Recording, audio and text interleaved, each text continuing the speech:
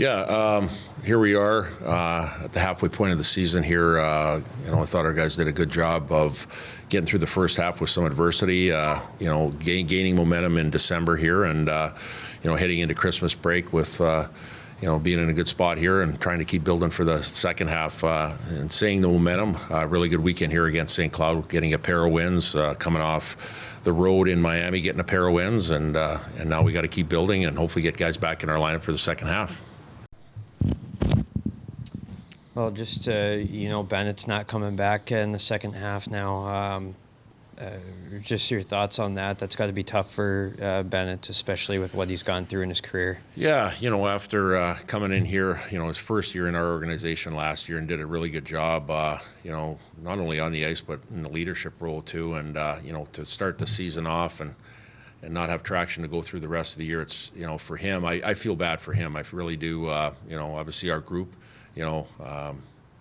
could have used him in our lineup here in a lot of different reasons, but for him, going through a physical situation of trying to get better, and I think that's the biggest thing right now is him getting better and looking towards his future here, after this and moving forward. So again, yeah, we are going to miss him, but the good part is we have young players that are getting a lot of minutes, in lieu of him being out of our lineup, and I think you're seeing that, our young guys build and grow as the first half ends here. Have you been able to talk to him, or how's he doing? Yeah, I talk to him probably on a weekly basis, and I just called him actually just before I got in this press conference because the way we do things is professional here, and knowing that press release was going out, I ended up calling him here and just letting him know, and he said, no, I'm good with that, and he plans on going through his rehab process, physiotherapy process down where he had his procedure done, and then he's going to be back here right after Christmas and the New Year's back with our team. So he's looking forward to that, and I think even though that he's not going to be on the ice with our guys, just having him around and his leadership qualities and being around our younger players is a big deal. How important has it been to be able to, you guys used Dane Montgomery as a forward this last weekend, but he's kind of done a lot of different things for you guys this season. How important has his versatility been? Well, it's been amazing. When you look, I didn't notice, but I think, his point production as a defenseman in a short amount of time has I think elevated, versus a lot of good defensemen in the NCHC here. He's put up some numbers, not playing that position, and doing a very good job. And now that we needed him at the forward position, I thought he did a good job on the weekend as well against St. Cloud. And I think that's the thing with Dane Montgomery. He's a young man from our area that grew up around North Dakota hockey that absolutely wanted and lived and died to try to play at North Dakota, and here he is doing it. And I think when it comes time to tell him what his role is, that's a big question right there. And for him, he answers it by saying, I'll do anything I can for the team. And for him, I think that's awesome. And for our group, I think it's a situation where going through adversity, when you see guys digging in, other players see that. So I think it's a big deal.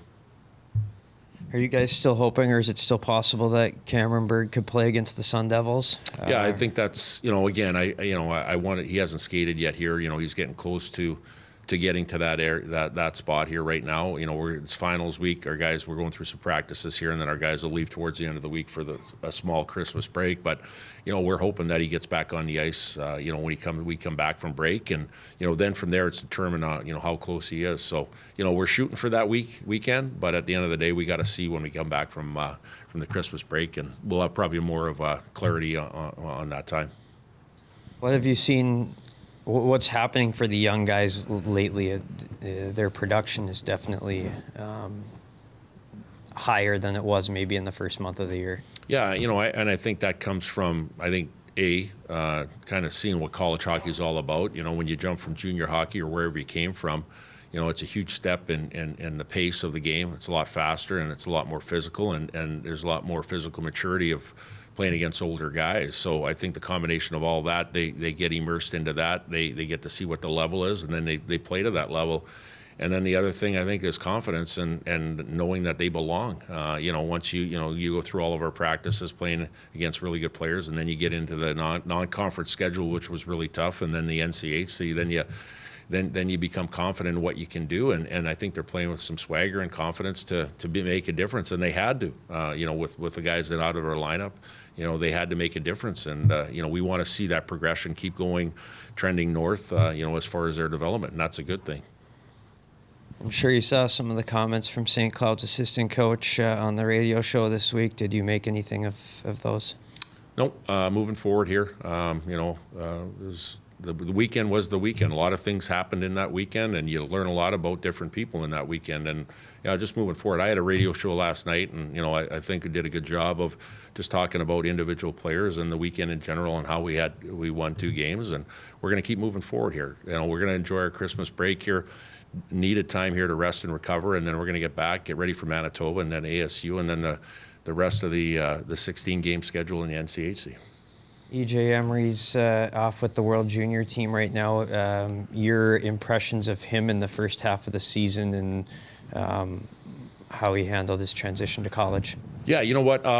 He's done a really good job, coming from the national program, and they do play a really good schedule there. But again, he is a true freshman coming in here, and he is one guy that I think is going to flourish. He's already done a good job, but I think he's going to flourish in the future here, coming back from World Juniors, getting that experience, but also the time here at North Dakota as far as letting his body grow. I think he was put into some situations here in the first half with some guys out of the lineup. We had a lot of defensemen out of the lineup, not only Bennett, Samolek, where he had to absorb some high minutes. And I think, one of those things is you get worn down a little bit. I think he did a really good job of playing at a pretty high level, even though that he had to play a lot. And I think, the unfortunate thing is, he isn't going to get a break like the rest of our guys are. He's going to play in a high level in the World Junior competition. But I think for me, we're going to get a better player back from that experience.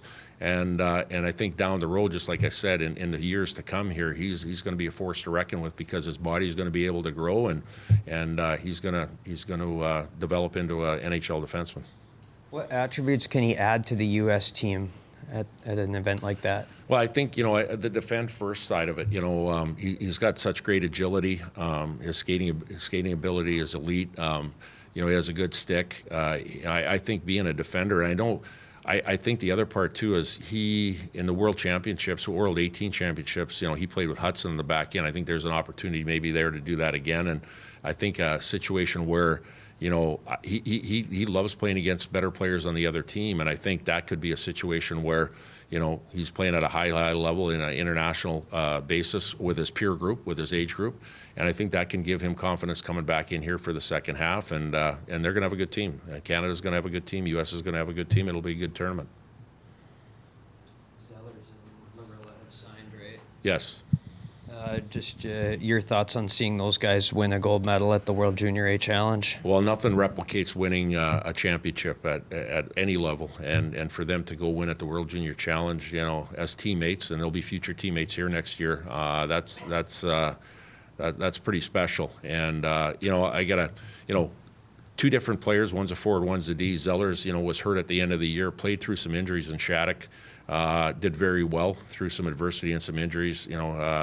Got healthy through the summer, and now he's ripping up the USHL in goal production in Green Bay. So the extra year of experience is going to help him coming in here, and he's going to be relied on heavily here. And then, with Larilla, Sam, he went to the national program. He played in a role there, but he's really expanded his role in Fargo, where he's instead of just being kind of a defend first guy, which he is, he's adding to the offensive part of the game, and I think he's a top scoring defenseman in the USHL, and just having the willingness to play the extra year to grow his game is a big deal. And you're seeing guys in our group here like Jake Livanovich and Abram Weeb, when they play that extra year at junior, what they're doing right now as young guys is a big deal.